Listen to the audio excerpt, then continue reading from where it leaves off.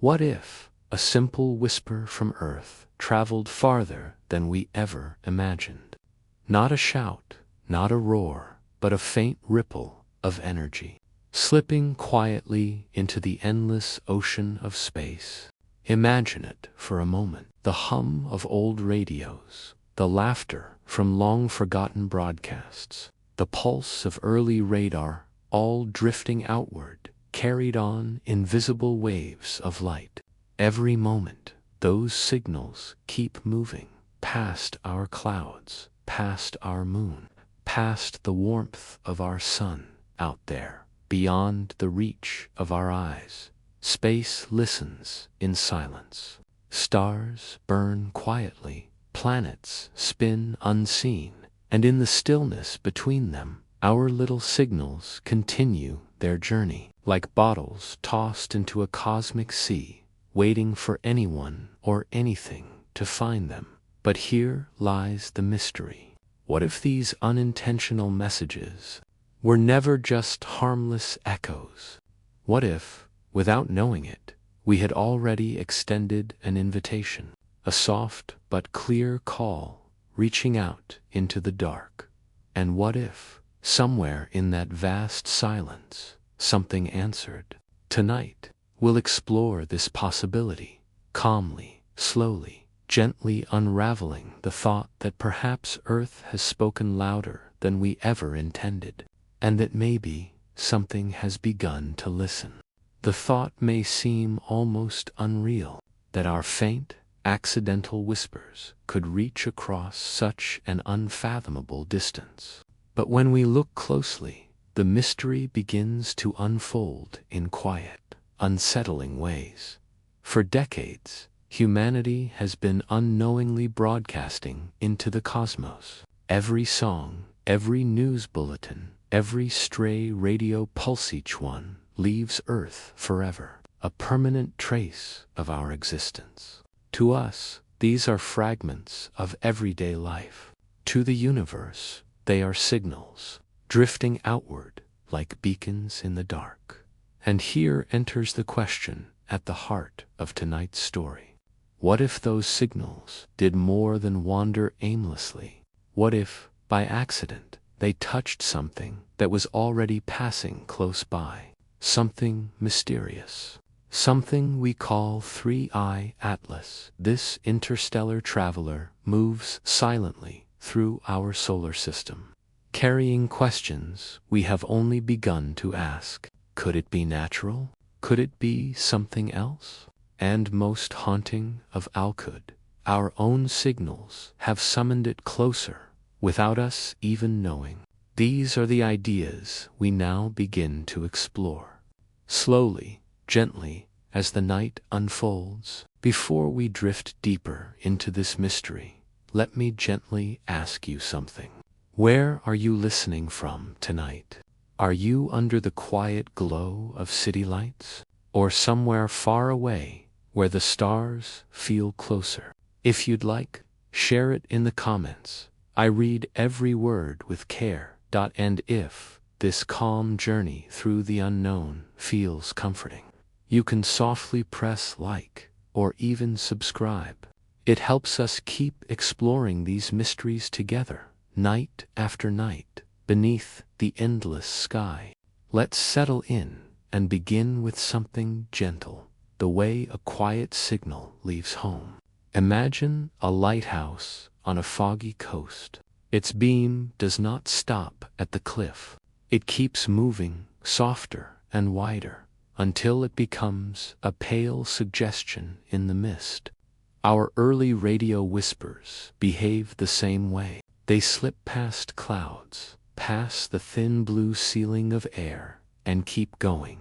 What starts as a simple broadcast over a city becomes a thin, expanding shell of energy, growing larger each second. This is often called our radio bubble, but you do not need a diagram to feel it. Picture a sphere with Earth at the center. With every heartbeat, it grows a little bigger. Everything we have ever sent, sports scores, weather reports, a love song played past midnight, most of it is faint, scattered, and easy to miss. Yet faint does not mean meaningless. In quiet places, even a soft sound can matter. Some transmissions were never meant to travel far. That spillover is leakage, the everyday chatter of a busy world. You can think of it like golden light slipping through a window curtain. Then there are deliberate beams, tighter and stronger, the way a flashlight pierces the dark. Deep space antennas use focused beams to speak with distant probes. Planetary radars send short, bright pulses to map a passing rock. As these signals wander, they fade. Distance steals sharpness. The farther they go, the gentler they become, until they blend with the soft hiss of space itself. Even so, a careful listener could still notice patterns, a steady rhythm that turns on and off with Earth's spin. Familiar strides in the way certain frequencies come and go as our world rotates and our transmitters rise and set. It would be a quiet signature, but a real one. Now breathe with that rhythm. These waves move at the speed of light, never rushing, never slowing, simply honest about the distance they must cross. If someone lives close enough, they would first hear our oldest chapters, the crackle of early broadcasts, then years later, stronger stories as our tools matured. To them, our history would arrive in layers, like rings in a tree read from the outside in. The thought is soft and a little thrilling. We may have sent an invitation without ever writing the words. Not a letter with a greeting, but a pattern that says, someone is here, using tools, filling the night with ordered sound. If you were a watcher and noticed a young world humming, you might mark it on your map. You might decide to watch closer. You might even choose to come nearer, not with a shout, but with a soft step. This brings us back to the question at the center of our night. What if one of those soft steps looks like the visitor we call 3-Eye Atlas? We will turn the idea in our hands like a smooth stone. First, consider how a traveler might choose when to arrive. Our signals sketch a moving portrait where Earth is, how it spins, when its night side faces outward. A thoughtful traveler could use that portrait to plan a path that passes where we already look. Earth does not listen from one place. Antennas keep vigil from deserts, islands, and quiet valleys. Around them sit radio quiet zones, pockets of calm created to protect listening. If you were kind and you wished to be noticed without causing alarm, you might sweep the edges of these listening cones, grazing their sight. You would not need to speak loudly. A narrow, steady tone, placed with care just off a familiar frequency would do. That there is another layer. Our strongest beams, those tight, bright flashes aimed at asteroids, turn like light from a lighthouse as Earth spins. To someone watching from afar, they appear as tiny, regular blinks sweeping across the sky. A traveler who noticed those blinks could time an approach to ride between them, or into them, depending on the message they wished to send. Even silence can be shaped. Passing through a beam at a chosen moment is a kind of answer. You might wonder if this is more wish than reality. It is wise to be careful, so we hold two ideas at once, peacefully. The first, most things in the sky are natural, following patient laws that require no special intention. The second, if someone did wish to answer our accidental song, the gentlest way would be to appear along a path our own instruments cannot help but notice. And then let us do the rest. Let the picture widen. Our bubble is not perfect. It has gaps and seasons. Storms change the air. Solar weather changes how easily signals slip through. Cities brighten, then dim. New arrays. Old transmitters fall silent. From the outside, our planet's pattern flickers like campfires seen from a far ridge. A cautious visitor could treat that flicker as a map of where curiosity lives below. An angle, a route that honors visibility and respect. All of this unfolds without drama. The sea of space is vast, and small objects pass through it every year without notice. Yet, a silver thread runs through our story. A whisper can be enough. A pattern can be a hand raised. If that hand is seen, the reply is not a trumpet, but a presence. A traveler might glide past, allow itself to be weighed by our instruments, and leave behind a question that warms many nights. Did we call, and did someone hear? Hold that warmth a moment longer. We will not insist on answers. We will simply follow where calm curiosity leads. We will move softly together. In a moment, we will drift from the shape of our whisper to the art of listening itself. How we arrange quiet machines beneath open skies.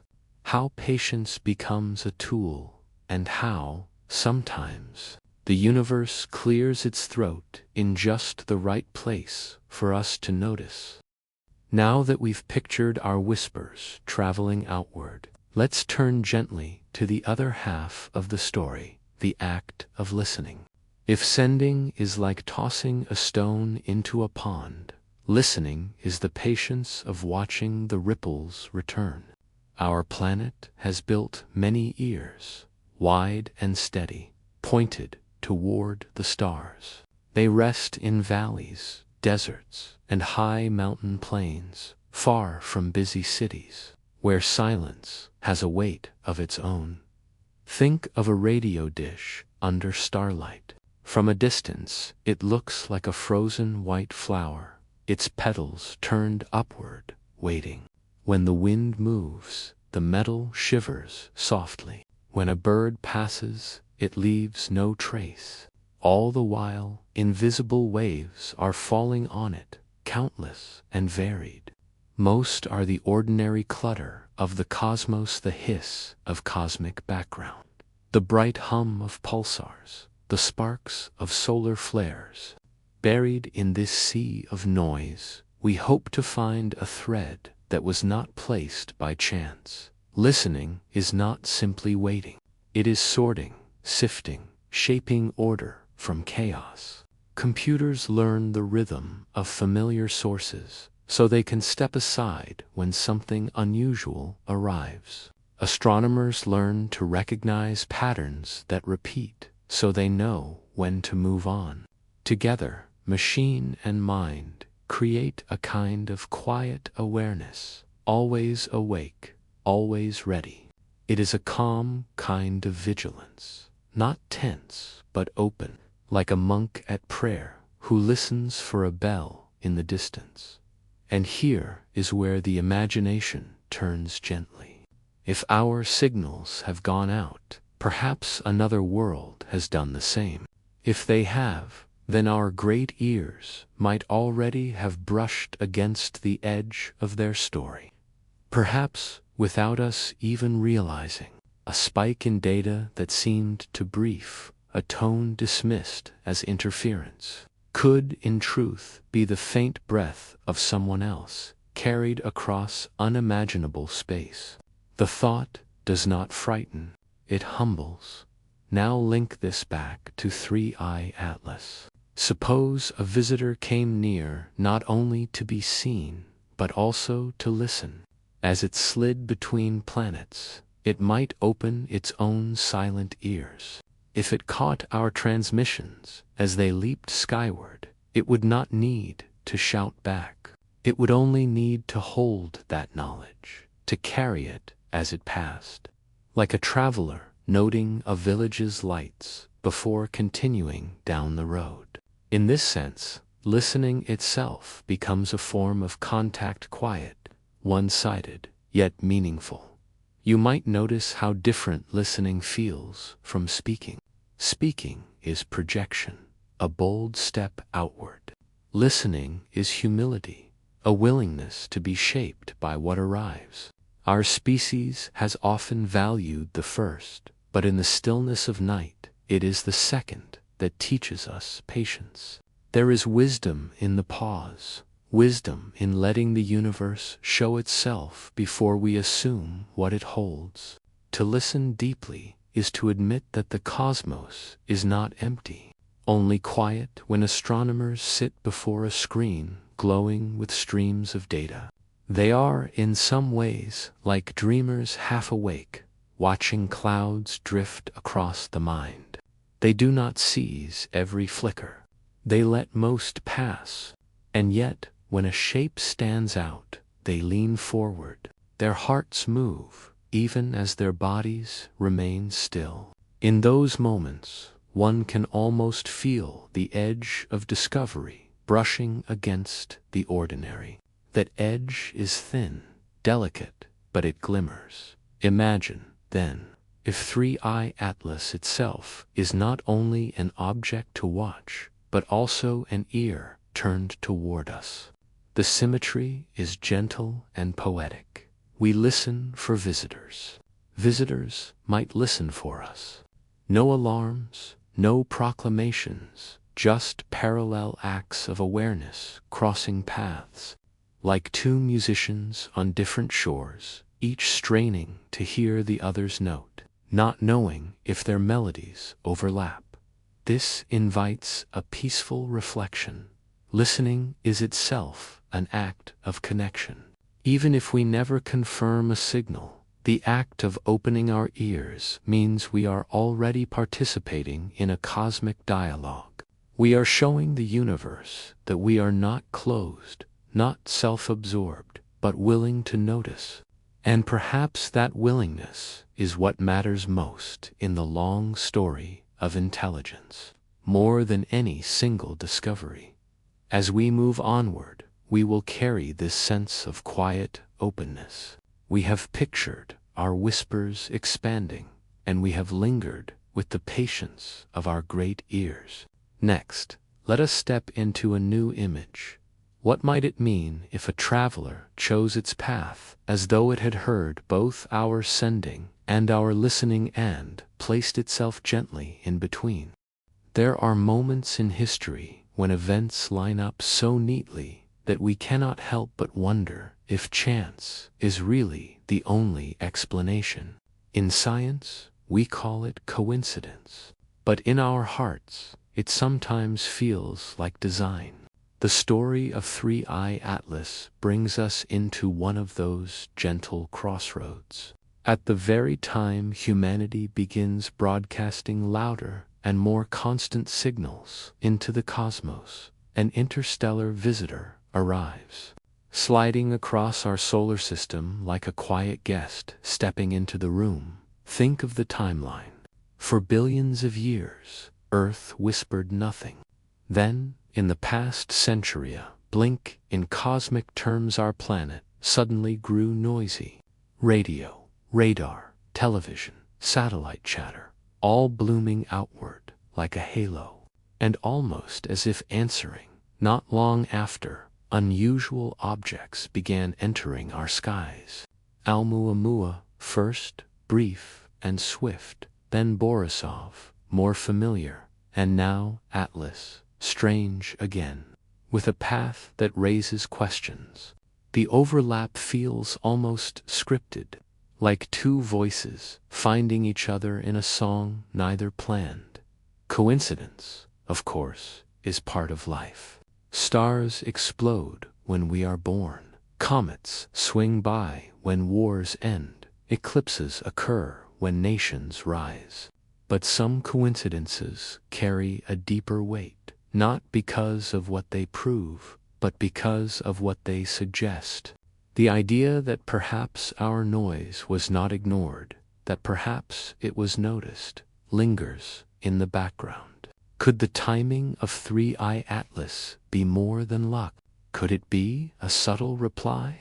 This thought does not rush us toward conclusions. Instead, it slows us down. It asks us to breathe, to consider carefully. For when we look at coincidences, our imagination is quick to leap. But in calm reflection, we can hold both possibilities, the natural and the intentional, without forcing an answer. Perhaps it is pure chance, a rock set adrift long before humans lit their first fires. Or perhaps, just perhaps, it is a traveler drawn closer by a faint echo, a signal that carried farther than we believed in the stillness of the night sky. Coincidence and meaning are two sides of the same coin. The stars above us are random, scattered by physics. Yet, sailors once navigated by their patterns, and poets once named them into constellations. Our ancestors saw stories written across chance. Today, we are not so different. A visitor arrives just when our voices rise. We see a pattern, and the universe asks us quietly, "What will you make of it?" If 3i Atlas is coincidence, it reminds us of the richness of randomness, that in a universe so vast, strange alignments are bound to occur. If it is more than coincidence, then it whispers of something far greater connection across distances that humble us. Either way, the lesson is soft, not sharp. Pay attention. Do not dismiss the timing too quickly. Hold space for wonder. Imagine, too, the perspective of another intelligence, should it exist. To them, perhaps we are the coincidence and unexpected source of radio noise, just as their vessel drifts through a neighboring system. Perhaps they, too, ask themselves whether our appearance is mere chance or a signal worth considering. In this way, both sides become mirrors, each wondering about the other, each uncertain yet curious. Coincidence becomes a bridge of thought, even without proof. As you rest with this idea, notice the rhythm it creates. First, the sending, then the listening, and now the overlap, the moment when paths cross without explanation. Like two travelers meeting on a quiet road at twilight, neither expecting the other, both pausing to wonder. This is the essence of cosmic coincidence. Not proof, not fear, simply a meeting in silence that lingers in the mind. And so, with this thread of timing, we step softly forward. For coincidences, when looked at long enough, begin to raise deeper questions. If something noticed us, why come now? If nothing noticed us, why does the timing still feel so heavy with meaning? To explore this, we turn to intention, the idea that perhaps paths are not random, but chosen. And with that, the story deepens. When we trace the motion of 3i Atlas across our skies, the question that lingers is not only where did it come from, but why this path? Objects wander into our solar system all the time: rocks, dust, icy fragments from faraway clouds. Their journeys are ruled by gravity, pulled along invisible rivers of space. And yet, the path of this interstellar visitor feels different, too aligned, too precise, almost as though it were written into the map of the planets themselves. Scientists calculate trajectories with great care. They speak of orbital mechanics, of the pull of Jupiter, of the lean of the sun's gravity. But numbers, when quiet, can also whisper strange stories. Atlas passes close to Venus, then brushes by Mars, and later approaches Jupiter with uncanny timing. The odds of such a journey happening by accident are vanishingly small, like rolling a die and watching it land on the same number again and again. When chance stretches this thin, the human mind leans toward intention. What if this was not merely drifting? What if the path itself was chosen? In that gentle possibility, a different picture forms. No longer a rock adrift, but a messenger, gliding with purpose. Each planetary encounter would not be random sightseeing, but careful observation. Each angle of approach might be chosen to reveal something new: the shimmer of an atmosphere, the glow of auroras, the strange hum of planetary magnetism. From this view, the solar system becomes a stage, an atlas a guest moving deliberately across it. Pause for a moment and feel what that means. Intention changes everything. A stone is just a stone until you notice it is shaped into an arrow. A visitor is just passing by until you realize they chose your door instead of another. The possibility that Atlas carries direction, that it was aimed rather than flung, adds weight to its presence. Suddenly, Earth is not a random waypoint, but part, and plans imply planners, of course. Science holds us steady. Astronomers remind us that even improbable paths are possible, that chaos breeds patterns we struggle to explain. But even they cannot resist the allure of the what if. For to ask whether the trajectory is intentional is to open the door to deeper meaning. Perhaps we are being studied. Perhaps we are being tested. Or perhaps we are simply being noticed, our signals caught, our world marked, and our presence added to a cosmic ledger of civilizations. Consider how this shifts our place in the story. If Atlas drifts by accident, we remain observers only, watching a silent traveler cross the night. But if Atlas was aimed, we become part of the journey. We are no longer background stars. We are the destination. That quiet shift makes the heart beat differently, even in calm reflection. To be chosen is to matter, and to matter is to feel the gravity of responsibility. Yet, even in this possibility, let us not rush. The calmness of this exploration is in balance. On one side, chance; on the other, choice; and here, in the middle, the mystery, glowing softly like a lantern in the dark. For whether its path is natural or guided, the outcome is the same. We look up, we wonder, we dream. The question itself reshapes us, long before the answer arrives. As we hold this thought, another layer unfolds. If intention shaped the path of Atlas, what was the intention behind it? Curiosity, surveillance, communication, or something beyond what we can imagine? This question does not close the door. It opens it wider. And through that door, we step gently into the next part of our story, the motives behind the journey, and what they might reveal about who or what sent this visitor our way. If the path of Three-Eye Atlas hints at intention, then the next question drifts softly into view. Why?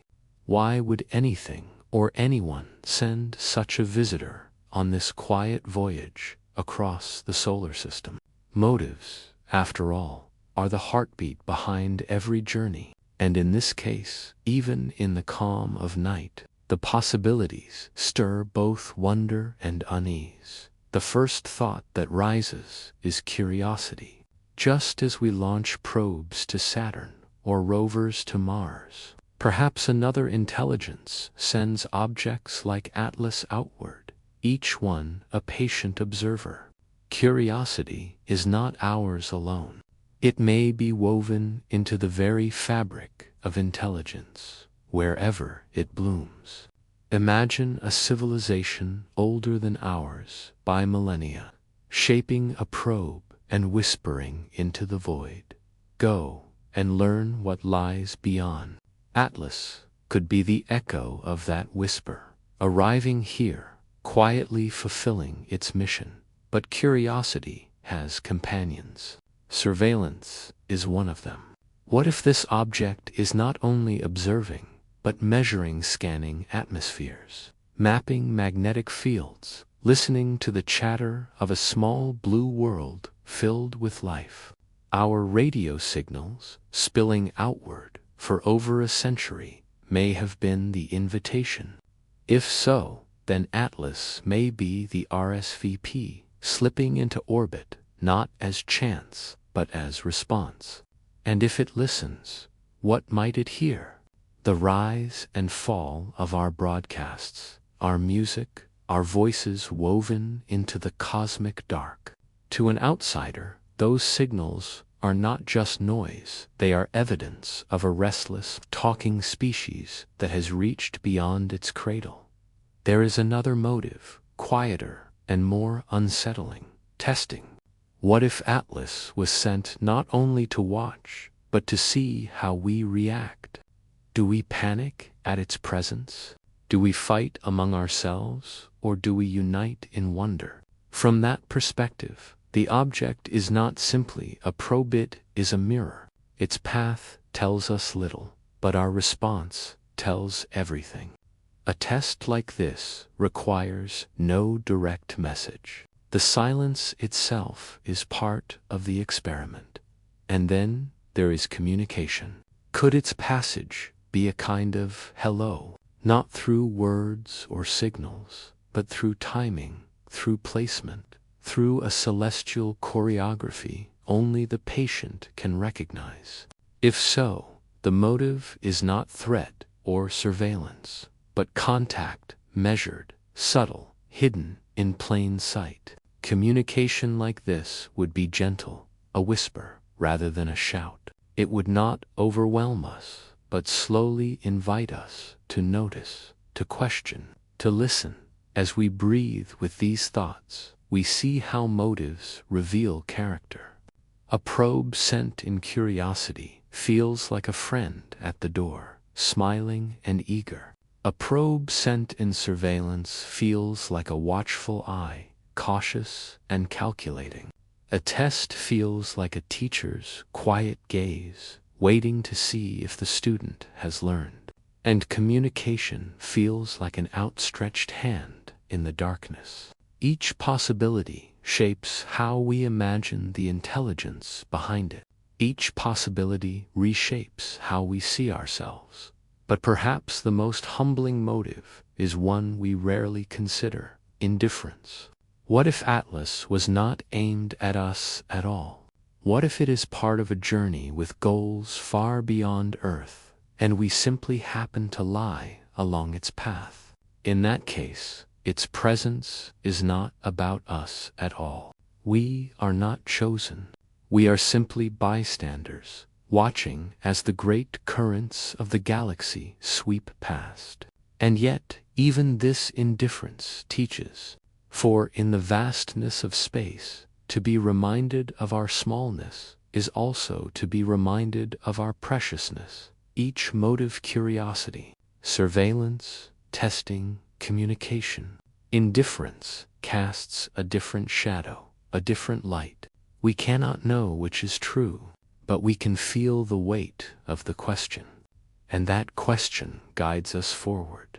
For the heart of mystery is not always the answer, but the asking. And so, as we rest in these possibilities, we turn gently to the next layer. If Atlas carries a motive, then perhaps it also carries a message. But what form could that message take? And if we could read it, what would it say about who sent it? Silence. At first, it feels empty. But in the stillness of space, silence can be louder than words. When we look at 3i Atlas gliding through the dark, what we notice most is not what it says, but what it does not say. No transmissions, no signals, just motion. And yet, in that quiet, we begin to wonder, is the silence itself a message? Think of how often silence carries meaning in our own lives. A pause in a conversation can reveal more than 100 spoken words. A letter never answered can hold more weight than one filled with paragraphs. A planet-sized object arriving in our solar system, passing by without a single greeting, may be telling us something we haven't yet learned to hear. What if the silence is a test of patience? A way of asking, will humanity rush to conclusions, or will we learn to wait, to listen, to observe? A civilization advanced enough to cross interstellar space would know the power of restraint. Perhaps silence is their first language, a language that asks us to slow down, to match their pace, to prove we can sit with mystery without demanding immediate answers. Or maybe the silence is protective. Consider this: sending a clear signal is risky. Any voice in the dark gives away location, strength, and intention. Perhaps the quiet of 3i Atlas is deliberate, shielding both us and them from dangers we cannot yet imagine. In this way, silence becomes an act of caution, even compassion. It may be their way of saying, we see you, but for now, let us remain unseen. There is also the possibility of encoded silence. Imagine if absence itself were the message, if the trajectory, the timing, the path of 3i Atlas is the communication. No need for radio waves, no need for language. The message is hidden in geometry, in the mathematics of its journey. Earth scientists already read meaning in the patterns of stars, the dance of planets, the rhythm of eclipses. Could it be that the object's silent path across our skies is itself a kind of cosmic sentence, waiting for us to translate? And yet, silence can also speak of distance, of a civilization so far removed from our way of being that they do not see communication as necessary at all. To them, silence may not be strange, it may be normal. We may be listening for words, while they are listening for something else entirely: the turning of galaxies, the heartbeat of stars, the whispers of gravitational waves. In such a case, their silence is not aimed at us. It is simply the rhythm of their existence. Still, for us, the quiet draws us closer, because in that absence, our imagination blooms. We lean in, straining to hear, and in doing so, we reveal ourselves. Perhaps that is the point: to let us fill the silence with our own questions, our own fears, our own hopes. In that way, the message is not delivered to us, is drawn out from within us, as we drift through these thoughts. A realization forms like a constellation in the night. Silence is never truly empty. It is always full of possibility. And 3i Atlas, by saying nothing, may be inviting us to say everything. But if silence can carry a message, what about sound? What if, instead of silence, there is something we have overlooked in Ekla, a signal to faint for our instruments, hidden just beneath the threshold of our detection? That possibility leads us softly into the next question. If there is a message inside 3i Atlas, how might it be hidden? And would we even recognize it if we found it? If silence itself feels like a message, then the natural step forward is this: what if there is a message hidden, woven into 3i Atlas, waiting quietly for us to decode? The idea is as thrilling as it is daunting, because decoding is not simply about hearing, it is about understanding. And what if what we hear, we cannot understand at all. Think about the ways humans have hidden meaning across time. Ancient carvings in stone, symbols etched into cave walls, music inscribed onto fragile records that float aboard the Voyager probes. These are not random. They are signals meant to last, meant to be found, meant to tell our story long after we are gone. Perhaps 3i Atlas carries something similar archive, a whisper from another civilization, embedded not in radio waves but in its very nature. Imagine this: the object's rotation might not be accidental. Its spin could encode a pattern, a rhythm like the ticking of a cosmic clock. Or its brightness, as it reflects sunlight, might not be random glitter, but deliberate flickers, like an interstellar Morse code. Subtle variations that to the untrained eye appear natural, but to those who look deeper, reveal information. There are scientists who already study the faintest changes in starlight, detecting worlds orbiting faraway suns by nothing more than tiny dips in brightness. If we can read such delicate signs, could we not also read a message inscribed in the light of an interstellar visitor?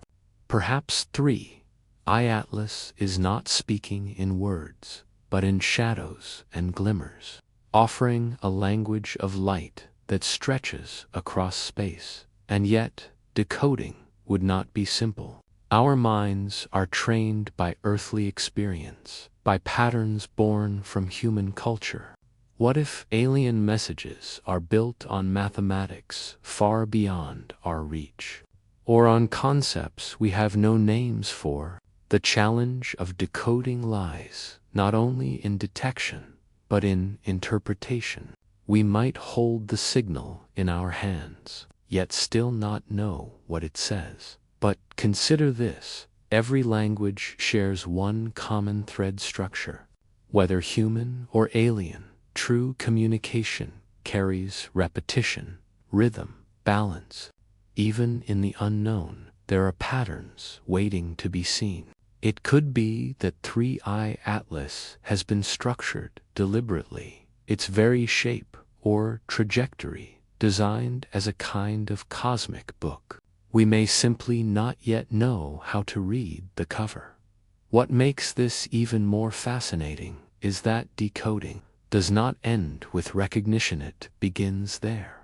If we find a hidden sequence, we must ask, is it safe to unravel? Could unlocking the message carry consequences? Stories warn of signals that summon dangers, of puzzles that open doors better left closed. Perhaps the greatest challenge is not in finding the key, but in choosing whether to turn it. 3i Atlas glides past us, silent to some, whispering to others. We strain to decode, knowing that each possibility could change everything we believe about life, intelligence, and our place in the universe. One question hangs gently in the air. What if the message is not meant for us at all? What if we are eavesdropping on something larger, something between distant civilizations, and we have stumbled upon it by accident? That thought leads us softly into the next wonder: are we reading a message that was never written for human eyes? What if all along the whispers we strain to hear were never ours to begin with? A hum in the dark, a pattern in the light, a trajectory to perfect hit. But what if 3i Atlas is carrying correspondence meant for someone else? A message drifting across time and space, only intercepted by us because we happened to be in the way. This possibility is as humbling as it is unsettling. Imagine tuning a radio and catching a fragment of a conversation not meant for your ears. You can hear it, yes, but you do not know the context. You do not know the language. and you certainly do not know the consequences of listening in. What if that is humanity, noun, uninvited listener, overhearing something ancient, powerful, and entirely beyond us? Think of how civilizations on Earth once communicated. Flags waved on distant ships, drums carried signals across valleys, coded transmissions moved silently through wars. They were never meant for strangers. Strangers sometimes heard them, and when they did, it changed everything. Entire destinies shifted because a message reached the wrong hands. Could 3I Atlas be part of such a cosmic miscommunication? Perhaps its path through our solar system is not deliberate at all, but incidental, like a letter carried by the current of interstellar winds, swept into our neighborhood as it makes its way elsewhere. We see it, we measure it, we speculate. But what if we were never the intended audience? That changes the story entirely. If the message is not meant for us, it raises profound questions. Should we even try to decode it? Would deciphering something not intended for humanity be like opening someone else's diary, both intrusive and dangerous? And if we succeed in reading it, could our misinterpretation trigger consequences we do not foresee? A warning meant for another world could look to us like an invitation. A farewell could feel to us like a threat. A call for help could be mistaken for an attack. And then, the darker thought, what if the intended recipient is already near? What if 3I Atlas carries coordinates, signals, or instructions that another intelligence, hidden or watching, understands perfectly? We might only be witnesses to a dialogue unfolding above us, powerless to intervene, irrelevant to its purpose. In that case, our role is not that of the main character, but of the passerby glimpsing a drama far greater than ourselves. There is another haunting angle. If the message is not meant for us, but we receive it anyway, perhaps that is the point. Perhaps civilizations across the stars leave trails, not for individuals, but for whoever might stumble upon them.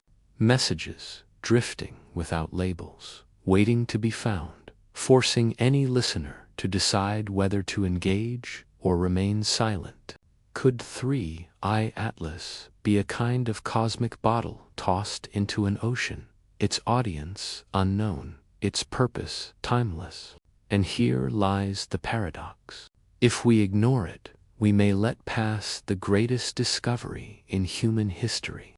But if we engage with it, we might awaken forces or attentions never meant for us. It is a delicate balance, and one that humanity has never had to face before. So as we drift further into this night of questions, one thought lingers like an echo. If 3I Atlas carries a message not for us, then whose message is it tanned? Who or what was meant to answer? That thought guides us gently toward another possibility, that in the vastness of the galaxy, this visitor may be not a messenger at all, but something far stranger, a silent observer, taking note of who we are. Imagine something vast, something ancient, drifting silently through the black sea of stars. It does not speak, it does not send out obvious signals, it simply watches. Could 3I Atlas be such a presence? Not a messenger, not a weapon, not even a probe with a mission, but an observer, designed to do nothing more than look, to study, to record. There is a stillness to this possibility that makes it even more unsettling. For thousands of years, humans have told stories of hidden watchers, gods, spirits, guardians, who gaze down unseen. What if the same concept plays out on a cosmic scale? A civilization far older than ours could have filled the galaxy with eyes silent, patient, waiting for intelligence to bloom in unexpected corners. And now, perhaps, one of those eyes has drifted into our sky. A silent observer does not need to reveal itself. It needs no dramatic light, no obvious transmission. Its power lies in being unnoticed, in blending with the countless rocks and comets that cross the solar system every year. We detect it only because we have, for the first time in history, developed instruments sharp enough to notice. To think throughout all of human civilization, such observers could have passed by, unseen, gathering, recording, understanding. If 3i Atlas is an observer, what is it watching for? Patterns of life, signs of intelligence, the hum of radio waves spreading like ripples through the void. Perhaps it has no interest in our politics, our wars, or our ambitions. Perhaps its only concern is whether consciousness has lit its fragile flame here, on this tiny world of oceans and clouds. The unsettling truth is that observation alone can alter destiny. Consider how human beings behave differently when we know we are being watched. The act of being observed changes us, even subtly. If humanity suspects 3i Atlas is an eye in the dark, silently recording us, our very self-image could shift. Suddenly, we are no longer alone. We are performers on a stage, with an unknown audience, hidden in the night sky. And what if the observer does not judge, does not intervene? That too is unnerving, because silence, in its own way, is louder than any message. Silence implies patience. It suggests that time is not an obstacle. It suggests that whatever intelligence built 3i Atlas measures existence not in centuries, but in millions of years. For such a being, we are children, barely beginning to walk. Now imagine this. A visitor like 3i Atlas sweeps past Earth, observing quietly, and then departs. Not once, not twice, but again and again, over countless generations. Whole civilizations may rise and fall under its gaze, yet it never speaks. Could we be part of a grand experiment in observation, where the true purpose is not to intervene, but simply to know what unfolds when life is left to grow on its own? This scenario links back to a haunting thought.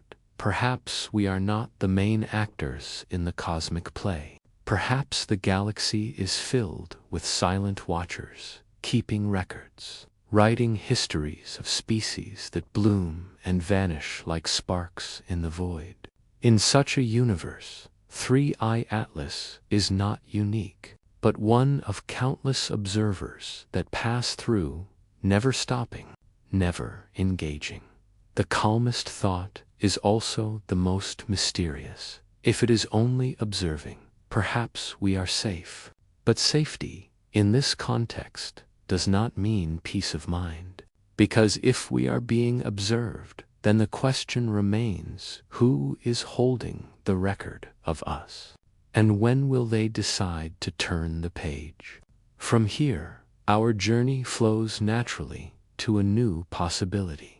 What if 3i Atlas is not only observing silently, but testing us, gauging our reaction, watching how we respond to its presence? That question leads us gently into the next chapter of our story. What if 3i Atlas is not just here to watch, but to test? The thought lingers like a quiet echo, subtle, but impossible to ignore. When something arrives at our doorstep from the stars, its purpose may not be to destroy, nor even to communicate. It could be far more delicate, far more clever, to see how we respond. Think of it like a teacher in a classroom, placing a problem on the board but never giving the solution. The test is not about the question itself, but about how the students choose to answer. Could 3I Atlas be such a test for humanity? A puzzle quietly left in our sky to measure our reactions, our fears, our hopes, and our choices. Already our responses tell a story. Some scientists look with curiosity, eager to analyze its orbit. Others whisper of alien craft, of probes, of hidden dangers. And beyond the world of science, ordinary people gaze upward with awe or with unease. Each reaction reveals something not about the object itself, but about us. Perhaps this is the real purpose of the test. Not to show us what 3I Atlas is, but to show any hidden observers what we are. Do we panic when confronted with the unknown? Do we turn inward, fighting among ourselves? Or do we lean on cooperation, joining our knowledge together to understand a mystery too great for any single person, nation, or generation? A test can take many forms. It may not involve machines or weapons. It may not require language or symbols. Sometimes the simplest test is presence. A silent visitor, passing close enough for us to notice, yet far enough to remain unreachable. By its very nature, it forces us into reflection. What will we do with this moment? Imagine if the trajectory of 3I Atlas is not random at all, but placed with exquisite precision so that we cannot ignore it. Not close enough to collide, but close enough to demand attention. Like a lighthouse far out at sea, flashing once, reminding the sailor that someone else set the light there. Tests are not always graded immediately. Sometimes the results are kept, stored, observed across time. If 3I Atlas is part of such a system, perhaps humanity has been tested before without ever realizing. A probe appears, drifts by, notes our response, and vanishes back into the darkness. Each passage adding a line to a cosmic ledger about who we are becoming. The unsettling beauty of this thought is that we cannot escape the test. Even doing nothing is an answer. Even silence speaks volumes. Our curiosity, our fear, our unity, or our divisional become visible through how we face the unknown. So what if this is the true message hidden in 3I Atlas? Not we are here, not we are watching, but something softer, something more mysterious. Show us who you are. As the thought settles, it opens a door to another layer of mystery. If the visitor is testing us now, what comes after the test? Is there another stage, waiting reward, punishment, or something we cannot yet imagine? That question, quiet and powerful, guides us naturally into the next chapter of our journey, the possibility of first contact. What if the silent visitor is not only testing us, but preparing us? The very presence of 3I Atlas could be more than chance, more than coincidence. Perhaps it is the first step toward something humanity has dreamed of and feared for centuries. First contact. The words themselves carry weight. First contact. A moment that would divide history into two chapters. Before, when we thought we were alone, and after, when that illusion vanishes forever. But how would such contact begin? Not with a booming voice across the skies, not with glowing ships landing in our fields. It might start quietly, almost imperceptibly, a faint change in trajectory, a flicker of a signal, buried deep in the noise of the cosmos, a pattern that seems too precise to be random. We may not even recognize it at first. Our radio telescopes pick up countless whispers from the stars, everyday pulse spinning, galaxies colliding, planets humming with magnetic storms. In that ocean of sound, a signal could arrive like a single note from a flute, hidden beneath the roar of waves, subtle, fragile, yet unmistakably intentional. And perhaps this is the point. First contact would not be about overwhelming us, but about easing us into awareness, a gentle unveiling rather than a sudden shock. For if a civilization has the ability to send objects across interstellar space, then it certainly has the wisdom to understand how fragile we are in the face of the unknown. The possibility is breathtaking. Imagine if 3I Atlas is not only a visitor, but a messenger. Not just stone and ice, but a carrier of intention. Perhaps its flight path is the message. Perhaps its silence is the message. A reminder that contact does not always arrive in the form we expect. Some have wondered if true communication would bypass words altogether. Instead of language, perhaps it would come as mathematics, as patterns in energy, as movements written across the heavens. What better way to speak across civilizations than through the universal grammar of the cosmos itself? But then, another question follows. Are we ready? Are we prepared to listen? If tomorrow a faint signal was confirmed as artificial, would we meet it with awe or with fear? Would nations compete to control it, or would we come together, united under the knowledge that we are no longer alone? The possibility of first contact does not only reveal something about others, it reveals much about ourselves. For in the end, how we greet the unknown is a mirror of who we are as a species. And yet, this possibility stirs more questions than answers. If contact is indeed waiting, what form would it take? Would it be peaceful? Would it be a warning? Or would it carry truths so vast that our world could never be the same again? These quiet questions ripple outward, leading us naturally toward the next great mystery. What if the visitor does not come alone? What if 3I Atlas is not traveling alone? The thought is both fascinating and unsettling. We imagine interstellar objects as rare, solitary wanderers slipping into our solar system by chance. But perhaps this is not the case. Perhaps one visitor is simply the first sign of many. Think of the ocean. When the first wave touches the shore, more always follow. Could it be the same with the stars?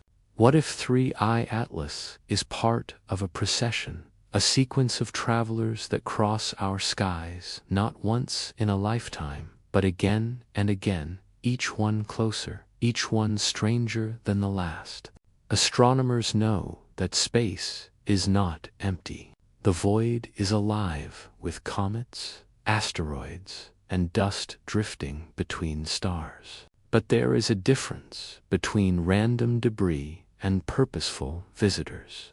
What unsettles scientists is not the presence of one interstellar object, but the possibility that more are already here or on their way. Imagine, for a moment, that 3I Atlas is a scout, not a messenger, not a probe, but the first step in a larger movement. A soft knock at the door before the others arrive. If that is true, then every telescope we raise to the sky becomes not just an instrument of science, but a watchtower. And every faint streak of light across the heavens becomes a potential answer to the question humanity has carried for centuries. Are we truly alone? If the answer is no, then what form does not alone take? Does it mean another silent traveler waiting in the shadows of our system? Does it mean a network of objects drifting unseen in the darkness, each one quietly monitoring? Or could it mean fleet structures so vast and patient that we mistake them for natural phenomena? The mind resists such images, and yet history reminds us how often human eyes have misinterpreted what they could not yet explain. For centuries, comets were seen as omens. Lights in the sky were mistaken for divine messengers. Now we call them natural, predictable, safe. But what if, hidden among the ordinary, one object carries a purpose far beyond stone and ice? To think of not being alone is to stretch the imagination in two directions at once. On one side, wonder blooms companionship, cosmic neighbors, the chance to step beyond isolation. On the other, dread whispers observers, hunters, or silent judges, watching our fragile world. Both possibilities live side by side, and neither can be dismissed. If 3i Atlas is not alone, then patterns should exist. Trajectories may intersect. Timing may reveal intent. What appears as randomness might, under careful study, reveal design. Imagine astronomers uncovering that these objects arrive not once a century, but in cycles, like clockwork written into the galaxy itself. Such a revelation would change everything we think we know about interstellar space. But let us soften this thought. Imagine instead a more comforting picture, that other visitors have already come and gone, unnoticed. Perhaps Earth has been brushed by these wanderers for eons, each one leaving behind no harm, only curiosity. If so, then 3i Atlas is simply part of an ongoing story, and we are only now learning to listen. Still, the idea of not being alone carries weight. It invites us to wonder about signals and scene communication between these objects. Could they be networked together? Silent beacons, whispering across light years in ways we cannot yet detect. If so, then our skies may already be threaded with conversations that pass over our heads every night, unnoticed, waiting for the day we learn to hear them. And so, the scenario of not being alone is not only about the arrival of others, but about the transformation of our perspective. Once we accept that one interstellar visitor has arrived, we must open our minds to the idea that more may follow. That possibility alone reshapes our place in the cosmos, and if we are not alone in our skies, then perhaps we are not alone in our fate. The universe may be filled with civilizations that send travelers, scouts, and signals, each one searching for others just as we do. To realize this is both humbling and inspiring, for it means that the story of intelligence is not confined to one small planet, but spread across the stars, like seeds scattered on cosmic winds. But even this gentle vision leads us onward to another thought, one that flows naturally from the possibility of not being alone. If there are others, and if they watch us, then what might they want? If 3i Atlas is not alone, then a quiet but unavoidable question begins to form. What do they want? Intentions are the shadow behind every mystery, the unseen thread that changes a story from chance to design. To wonder about their purpose is to open a door into possibility, both gentle and unsettling. Imagine standing at the edge of a forest at night. You hear movement among the trees, but you cannot see who or what is there. The sound might be harmless, a deer, passing through the undergrowth. Or it could be something far more dangerous. In the silence, uncertainty grows heavy. That is the place humanity stands in now. We have detected movement among the cosmic trees, but the question lingers: what intentions drive it? Some may say there are none. That 3I Atlas is merely a rock, a piece of interstellar debris following the blind physics of gravity and chance. This is the safest explanation, and perhaps the most comforting. Yet our minds resist stopping there, for within us lives a need to assign meaning, to imagine reasons, to wonder whether the silence hides design. If intentions exist, they could unfold along many paths. The first is observation. Like naturalists watching a distant herd, perhaps another intelligence is quietly studying us, careful not to disturb. In this view, 3I Atlas becomes a telescope made of stone and ice, drifting through our skies only to listen. If this is true, then our every broadcast, every light from our cities, every orbiting satellite is already part of their record. Another possibility is communication. Perhaps their goal is not only to observe, but to answer or invite. Imagine if 3I Atlas carries hidden instruments designed to catch our radio whispers. Our signals, born from curiosity and convenience, might be heard as greetings across the void. And what if, in response, this visitor carries a quiet reply, coded in a form we cannot yet understand? The idea is breathtaking. It would mean that our unintentional broadcasts have already crossed a line we never knew existed. But intentions need not always be gentle. Another scenario asks us to consider reconnaissance, the gathering of data, not out of friendship, but preparation. If civilizations behave as survival-driven hunters, then the purpose of 3I Atlas could be to measure, to test, to map our defenses. From this view, the silence of space feels less like peace and more like watchfulness. Such a possibility chills the imagination, for it frames our little world as prey under a hidden gaze. Yet, let us not rest too long in fear.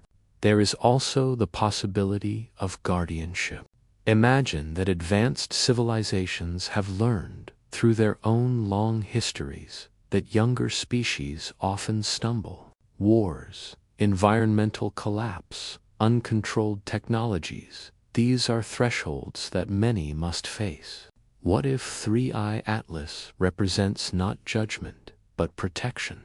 A quiet check-in, a safeguard placed here not to harm us, but to ensure we do not destroy ourselves before we have truly begun. Intentions might also be indirect, beyond our human categories of friend or foe. To an intelligence older than stars, our existence might be fascinating, but not central. We may be like coral reefs to divers worth study, worth preservation, but not the focus of every action. Their intentions, then, might not revolve around us at all. Perhaps we are simply observed in passing as part of a wider map of life. Still, the human heart longs to know. To assign purpose is to anchor mystery.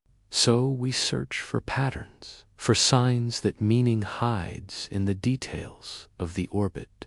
Scientists will measure acceleration, brightness, trajectory. Philosophers will imagine motives, hopes, fears, and in between, ordinary people will look up at the night sky and whisper the same question: why? Perhaps the answer lies not in them, but in us. The act of asking about intentions forces us to reflect on our own. What would we want if we were the ones sending a traveler across the galaxy? Would we observe quietly? Would we introduce ourselves? Or would we prepare in silence, weighing threats in a universe that may not forgive mistakes? The truth may be far simpler or far stranger than we expect. Maybe their intentions are layered, changing with circumstances. Maybe they themselves are divided, with factions that disagree, just as humans do. One group may wish to help, another to monitor, another to avoid. In that way, 3i Atlas might not represent a single purpose, but a tapestry of motives woven together. But whether benevolent or cautious, gentle or cold, the idea of intentions reshapes how we see this visitor. It is no longer a piece of rock.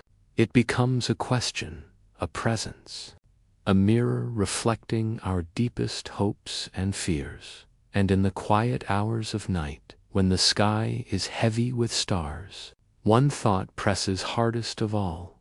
If there are intentions, then there is a story unfolding.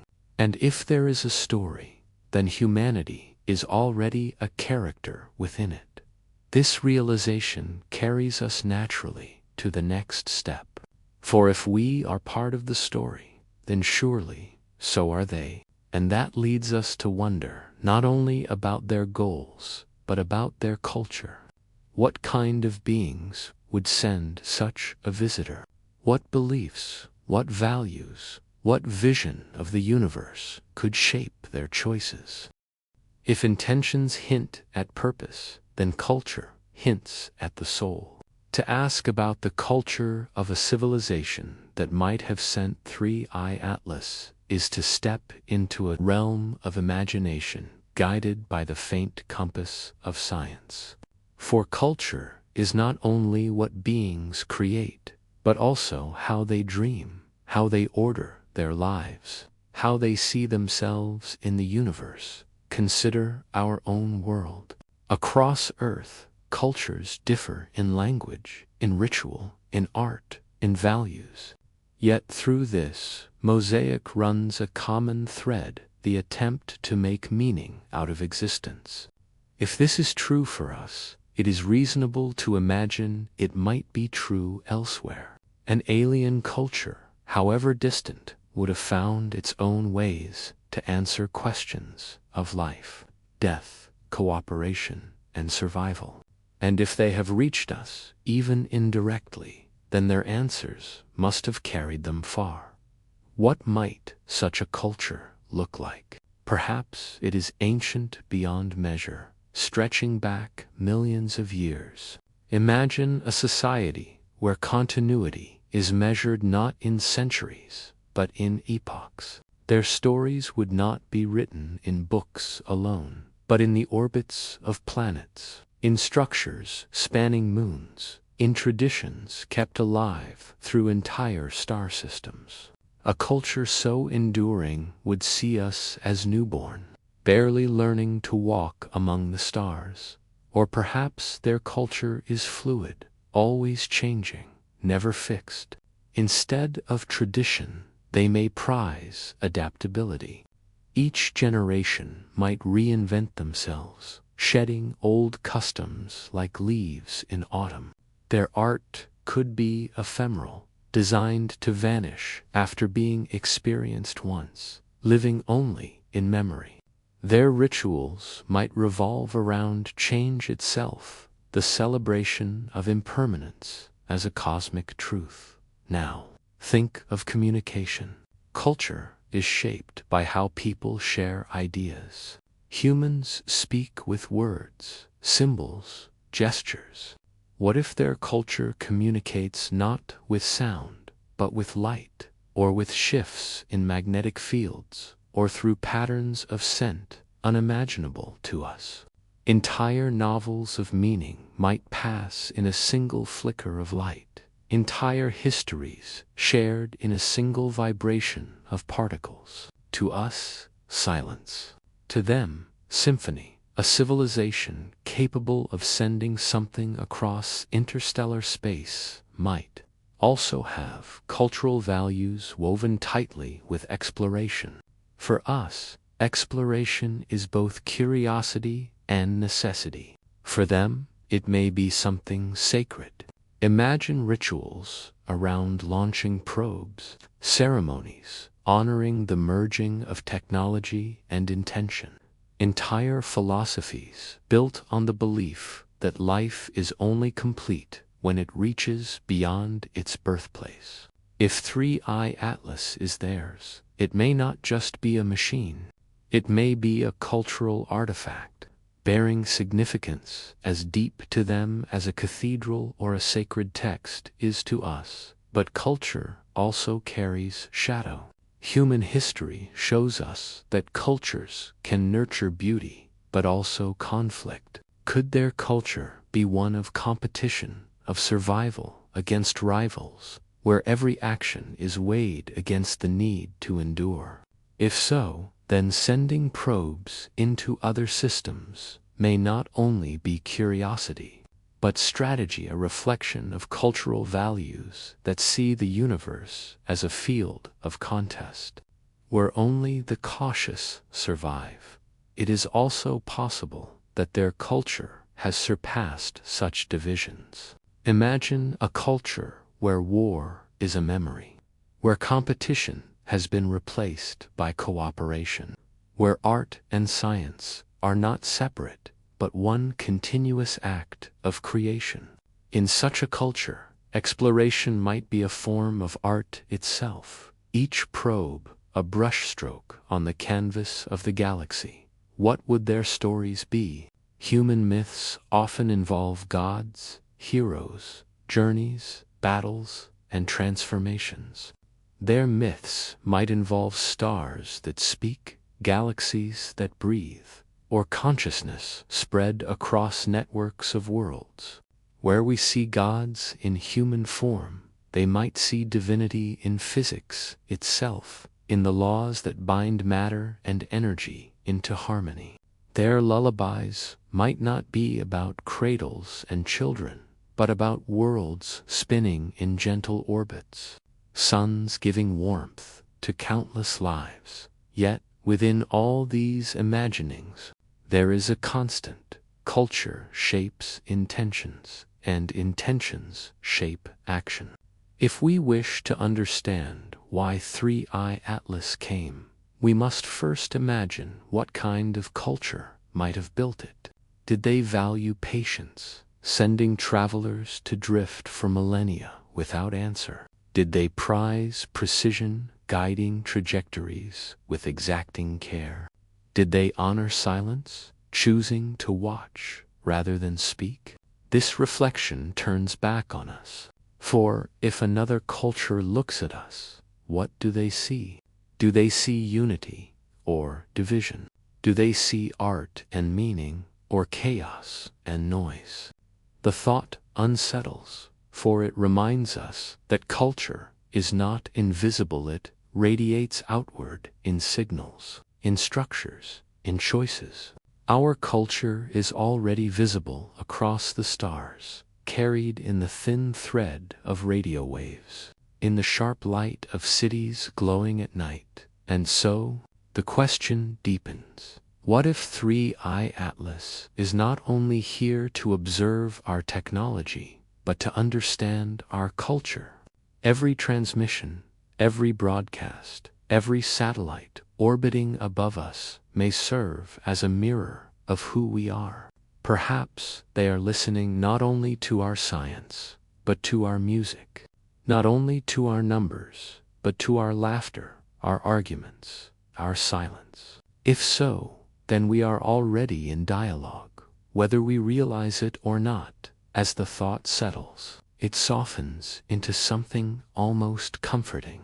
For in wondering about their culture, we are invited to reflect more gently on our own. What values do we wish to shine outward? What do we hope another intelligence would learn about us? And this leads us, seamlessly, to a new layer of mystery. For if their culture is listening, if they are shaping meaning as we do, then there must also be echoes, reflections of our culture within theirs, and theirs within ours. This possibility opens the door to the next question.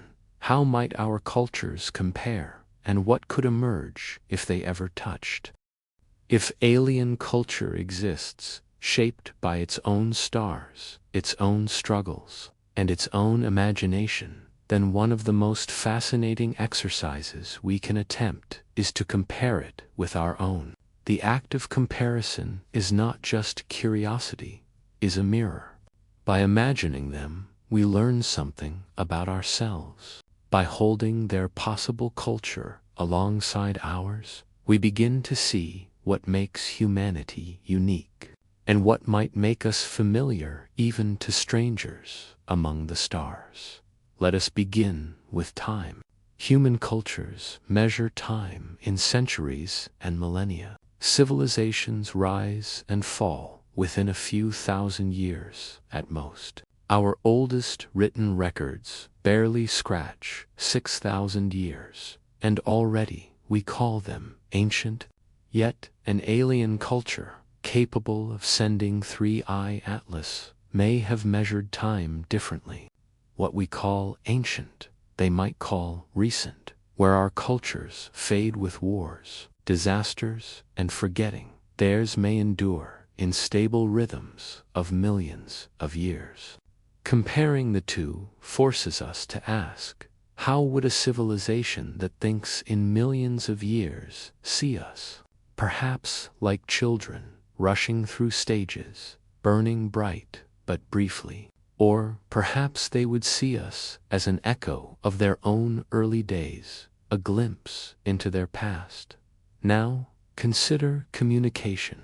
Humanity has over 7,000 languages, each with its own beauty and challenge. We struggle to understand even each other, often divided by words, accents, or interpretations. Yet we find ways to bridge the gaps through translation, through art, through music. What if aliens communicate not with sound or writing at all, but with something we barely imagine? Patterns of light, magnetic resonance, or even changes in gravity waves. Their culture may have no language barriers as we understand them, but instead entirely different challenges. Comparing this with us, we realize how precious our diversity is, and how remarkable our efforts at understanding each other truly are. Then there is art for humans. Art emerges from emotion, from memory, from longing. We paint sunsets, we carve stone, we write poems. Our art is a way of holding time still, of making the fleeting eternal. But what of theirs? What if their art is vast, written not on canvas, but in orbits? A star's flicker arranged by careful engineering, a nebula shaped across millennia as a mural for all who pass by. Comparing our art with theirs reveals both a gap and a bridge. We work small, they may work grand, but the impulse, the desire to express meaning beyond survival, and in that we are kin. Our cultures are built on story. Every people on earth tells stories of beginnings and endings, of heroes and losses, of mysteries and answers. Stories shape who we are. Aliens, too, if they are conscious beings, must tell stories. Their stories may not use words, but patterns.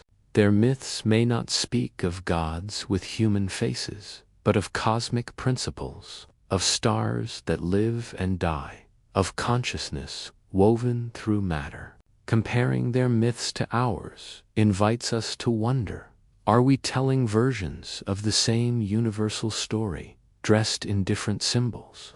Is the narrative of struggle, of growth, of seeking meaning, not just human, but cosmic? Technology also reflects culture. Humans see technology both as a tool and as a weapon. Every advance, from fire to electricity, carries both promise and danger. We split the atom for energy and also for destruction. We launch satellites for communication and also for surveillance. Technology is a double edge in our culture. Would theirs be different, or would it echo the same duality? Perhaps they have long since learned to separate technology from violence, to use it only for survival and exploration. Or perhaps, like us, they wrestle with the consequences of invention. Comparing this with our own path might reveal whether our struggle is universal or a challenge we alone have yet to master. Then there is morality. Human cultures create laws, ethics, philosophies, yet these differ from place to place. What one culture finds sacred, another may find ordinary. What one forbids, another celebrates. This patchwork shows that morality is both deeply rooted and deeply flexible. Would alien morality be incomprehensible to us, or strangely familiar?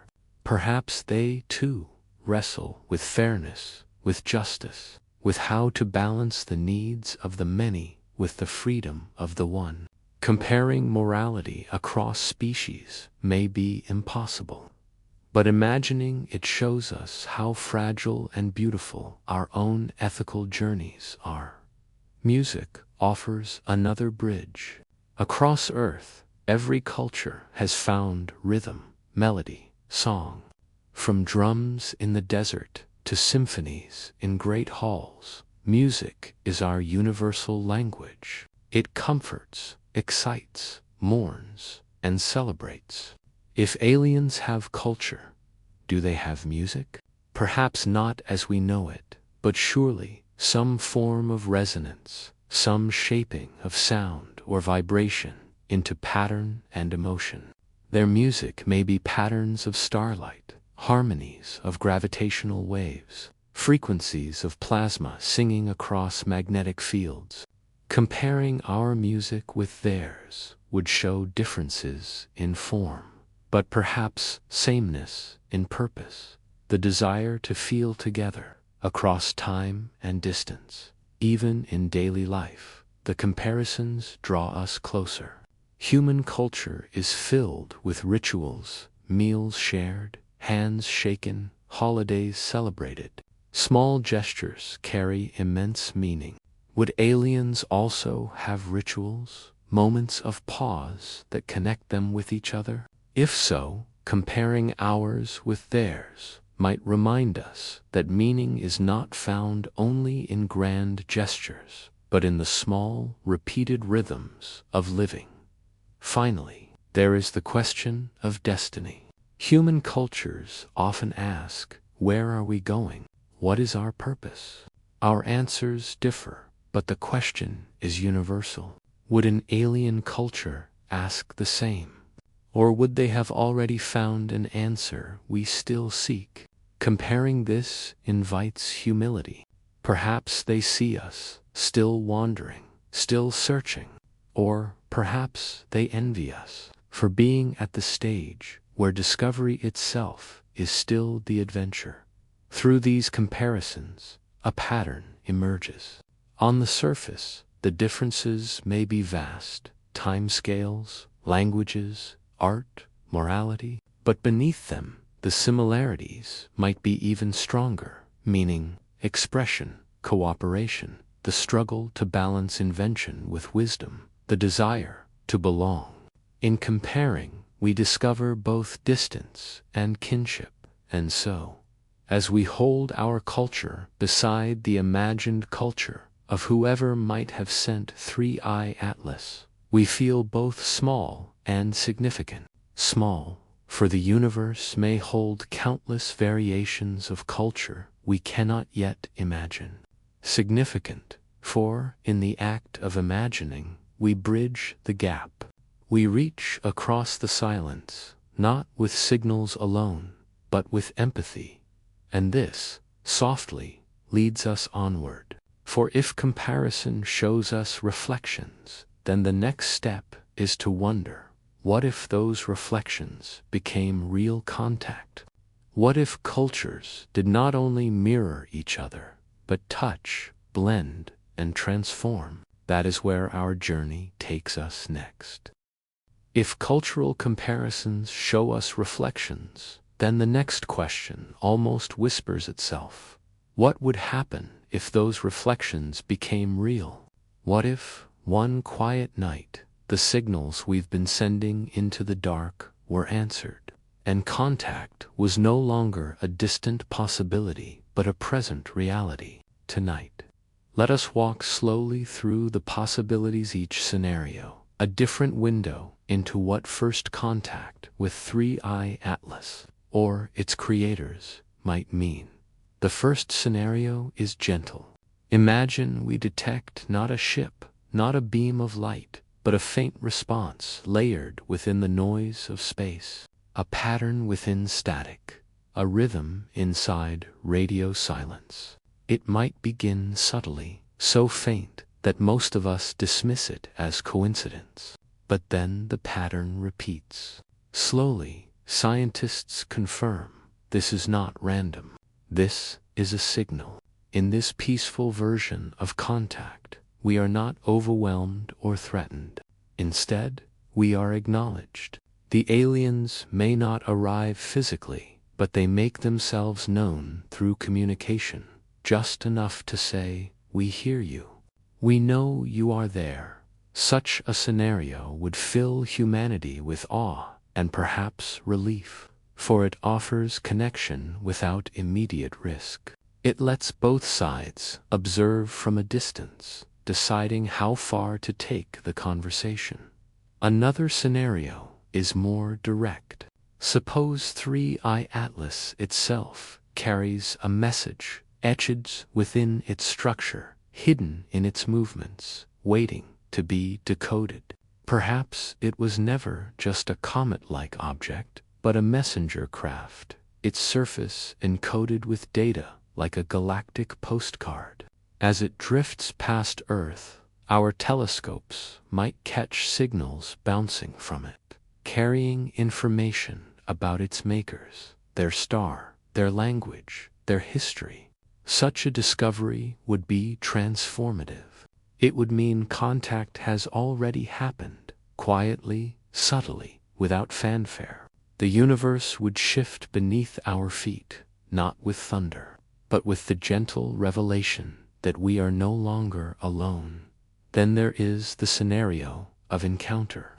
Imagine humanity preparing a probe, a spacecraft, perhaps hurriedly launched but carefully planned.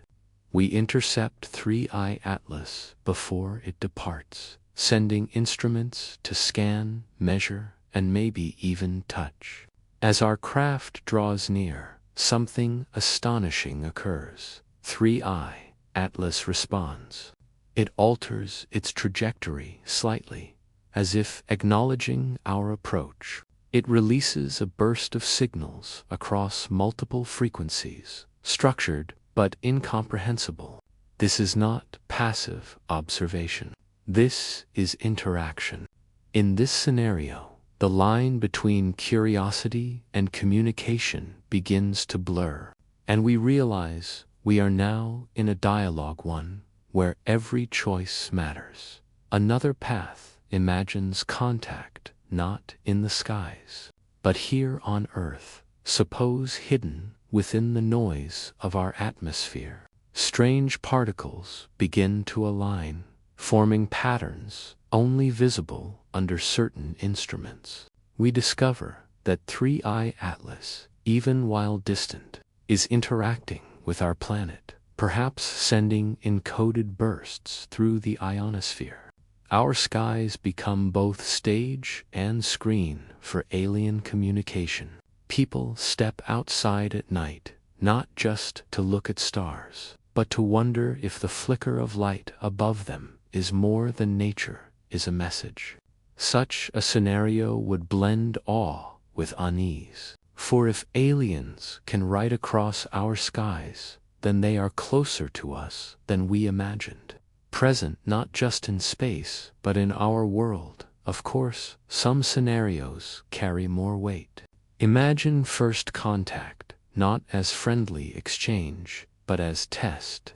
Suppose the signal is clear, deliberate, and brief. We hear you. Prove yourself. Suddenly, humanity would face a mirror we are not ready for. We would have to ask, what proof do we offer? Do we show them our art, our science, our kindness? Or would they see, just as clearly, our wars, our divisions, our struggles? This version of contact would be both thrilling and terrifying, for it would not only reveal another intelligence, it would force us to define who we are in return. Consider also the scenario of silence after response. What if 3i Atlas acknowledges us once with undeniable clarity, then disappears without explanation? Imagine the ache of knowing we were heard, but never hearing again. Would we feel abandoned? Or would the mystery drive us further, pushing humanity into a new era of exploration, desperate to find those who once whispered back? In this case, the contact itself might be fleeting, but its impact on our culture would echo for centuries. We cannot ignore the possibility of a grand arrival. What if 3i Atlas is not a lone messenger, but a scout? And what if, months or years later, its signal summons more? Imagine the night sky one day blooming with lights, not stars, but ship structures, vast and alien, gliding into our solar system with grace and silence. Humanity would watch in both fear and awe, unsure whether to welcome or resist. Such a scenario often lives in science fiction, but imagining it helps us measure our readiness. Are we prepared for a moment when we are no longer the only builders of machines in the sky? And then there is the softest, most speculative scenario. What if the contact is not outward, but inward? What if the signals we thought were external awaken something within us, some resonance in our consciousness we did not know existed? Perhaps communication does not arrive through telescopes or antennas, but through dreams, intuition, or subtle shifts in human awareness. While science may not entertain such possibilities easily, they hold a strange, poetic power. What if the aliens do not speak to our machines, but to our minds? Through all these scenarios, one truth emerges. First contact is not a single event. It is a spectrum of possibilities, gentle signals, encoded artifacts, interactive responses, sky-written messages, or even vast arrivals. Each carries its own risks, its own wonders, its own impact on humanity. And as we think of them, our pacing slows. For, woven through every scenario is the same question: how will we respond? The way we answer may define us as much as the aliens themselves. Will we respond with fear or with curiosity? With hostility or with humility? In the quiet of night, it is not only about what aliens might do, it is about who we choose to be when the universe finally speaks back. This thought leads us naturally into the next chapter.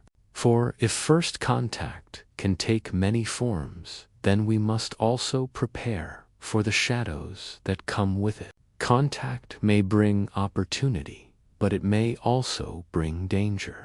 To understand the full picture, we must now consider the warnings, the risks, and the darker possibilities that come with calling out into the cosmos. Every possibility of contact glows with wonder, but each carries its shadow. Just as light creates darkness, The thought of reaching another intelligence in the stars brings with it risks we cannot ignore. If Part 19 showed us the beauty of potential connection, then Part 20 asks us to step carefully into the other side, the dangers, the warnings, and the consequences that might unfold if our radio whispers truly summon a response. The first and most obvious risk is misunderstanding. We are creatures bound by our language, our culture, our assumptions.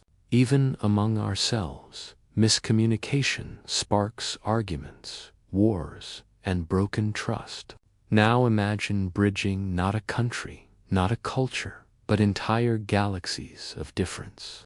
A single phrase, a single tone, a single signal might be received in ways we cannot predict. What we mean as curiosity could be mistaken as challenge. What we mean as peace could appear as provocation.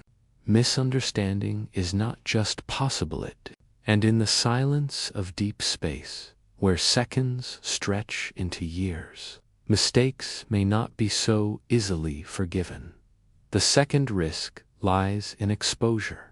Every signal we send is not just a call, it is a revelation.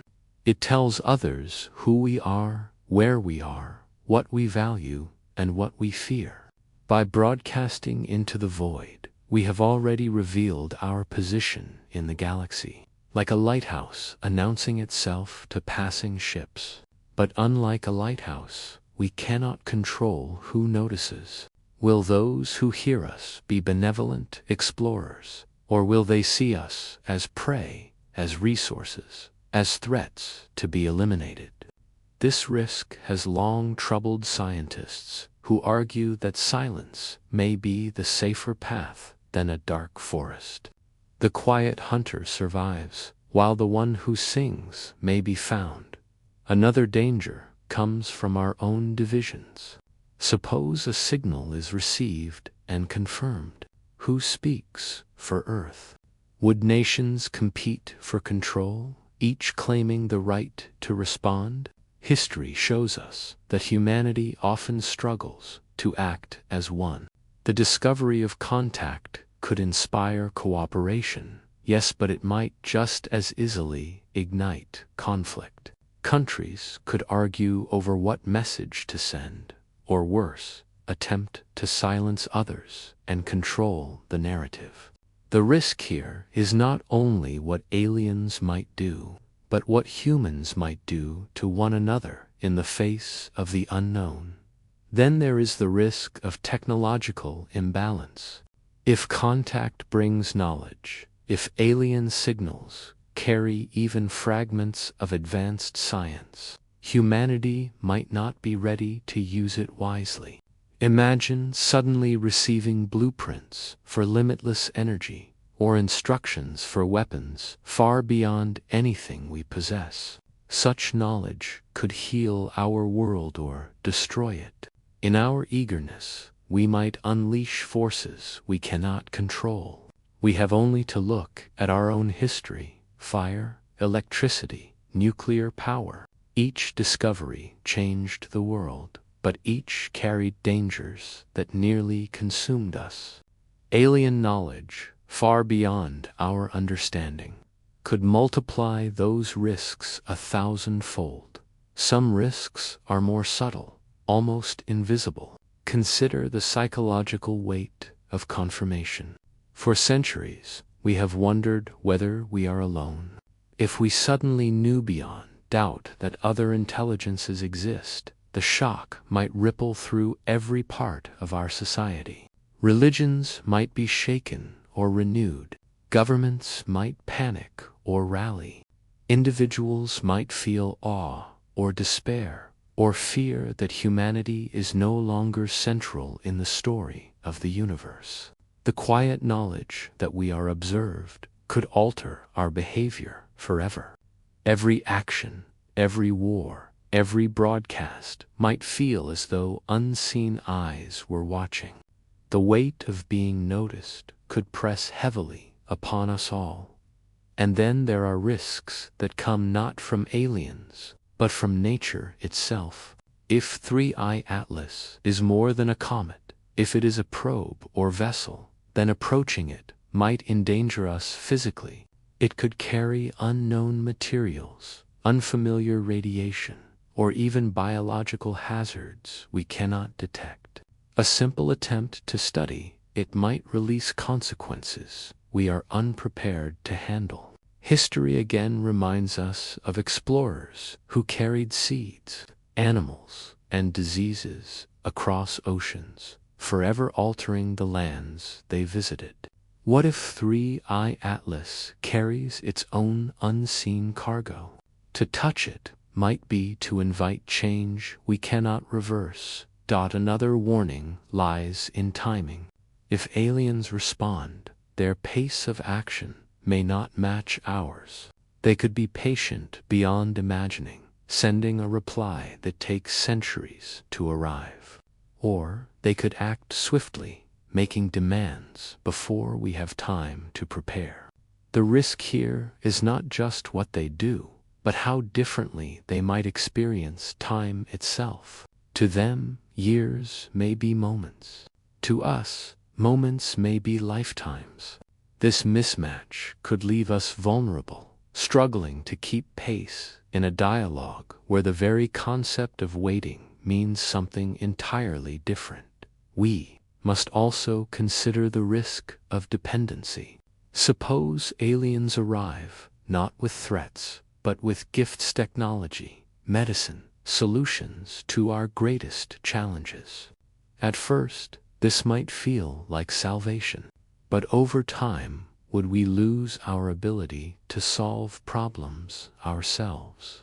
Would human innovation weaken, replaced by reliance on extraterrestrial generosity? A gift can be as dangerous as a weapon if it robs us of our independence. We must ask, if help arrives, will it make us stronger, or will it make us children in the presence of greater powers? The darkest risk, of course, is hostility.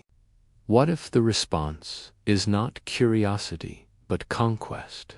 What if the aliens who hear our signals are not gentle travelers, but predators, seeking to expand, to dominate, to consume? In such a case, our first contact might also be our last.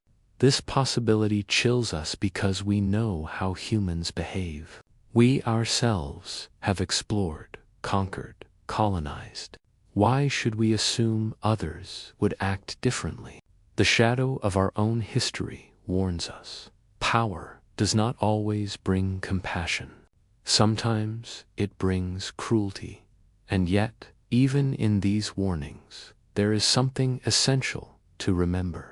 Risks do not mean certainty. Warnings do not mean doom. They are reminders, gentle lanterns to guide our steps. If we know the dangers, we may prepare for them. If we acknowledge our vulnerabilities, we may find ways to protect ourselves. Silence may be safer, but curiosity is woven into our nature. We are explorers by heart, dreamers by design. And though danger waits, so too does discovery. So as we weigh the risks, our thoughts begin to slow. We are reminded that danger and wonder often walk hand in hand, that to fear is natural, but to hope is also human. And as our reflections deepen, another question rises softly. Beyond fear and risk, what meaning does all of this carry? What does it tell us, not just about aliens, but about ourselves? To answer that, we must leave the realm of danger and step gently into philosophy, where meaning rests behind every mystery. When we pause, after weighing dangers and hopes, something deeper begins to surface. Beneath all the facts, beyond every scenario of contact or conflict, there is a quieter question, one that whispers at the edge of our imagination. What does this all mean? Philosophy has always been our lantern in the unknown. When science reaches the edge of its instruments, when data grows silent, philosophy steps forward to ask the questions that matter most. And so, tonight, with 3i Atlas drifting through the darkness, with our radio signals echoing into the stars, we find ourselves at a threshold where speculation meets meaning. At the heart of this reflection is a simple wonder. If our signals have truly been heard, then humanity has already changed. Even without a reply, the act of sending transforms us. It reveals something about who we are: not predators, not conquerors, but seekers, voices reaching out into the night, asking if anyone else shares this vastness. Consider this: for thousands of years, humans stared at the sky and filled it with stories. We spoke of gods and messengers, of hunters and queens, of heroes turned into stars. The cosmos was not just space. It was meaning woven into light. Our ancestors understood something that science sometimes forgets: that the universe is as much a mirror as it is a mystery. When we send signals outward, we are not only calling for others, we are holding a mirror to ourselves. What do these transmissions say about us? That we long for company, that we fear loneliness, that we hope we are not alone. Now, imagine that 3i Atlas is not silent stone, but listening ear. What would it hear? Fragments of our music, our laughter, our wars, our stories, the jazz of Armstrong, the speeches of leaders, the static of old radio plays. Would an alien listener hear chaos, or would it hear beauty? Perhaps both. Perhaps they would recognize in us the same contradictions they once carried themselves: our capacity for kindness, our habit of destruction, our yearning for meaning. And here lies another philosophical thought. Contact with another intelligence may not only reveal them, may reveal us. In their eyes, we might finally see ourselves clearly, without illusion. Just as meeting a stranger tells us who we are by contrast, meeting another civilization could show us our place in the grand design. Maybe that is the real gift of cosmic company: not technology, not secrets of the stars, but perspective.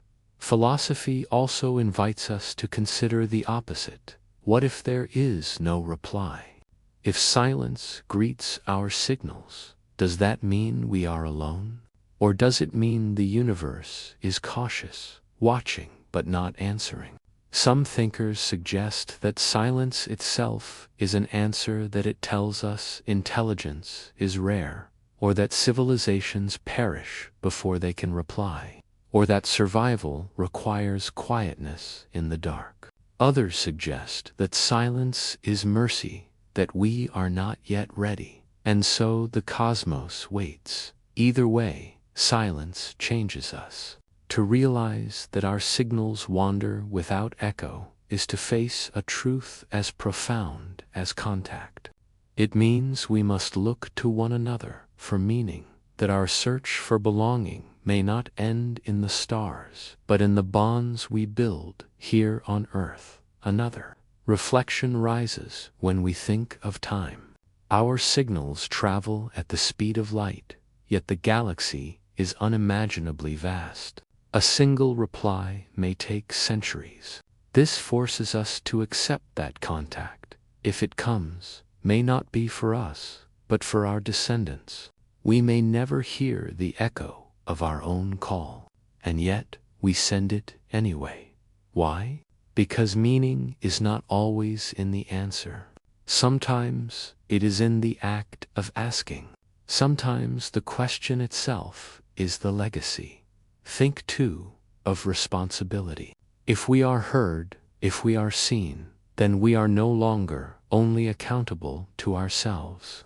Every war, Every act of destruction, every kindness, every act of compassion become part of a record observed by others. The cosmos itself becomes witness.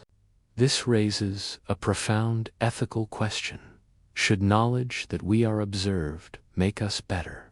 Should it change how we live, how we govern, how we care for our fragile world? Perhaps contact, real or imagined, is a call to rise to our highest selves. And still, the deepest reflection lingers. What is consciousness in the cosmos? Why should matter, blind and silent, wake up in the form of minds that ask questions? Why should atoms become awareness, molecules become memory, stars give birth to beings who look back at them in wonder?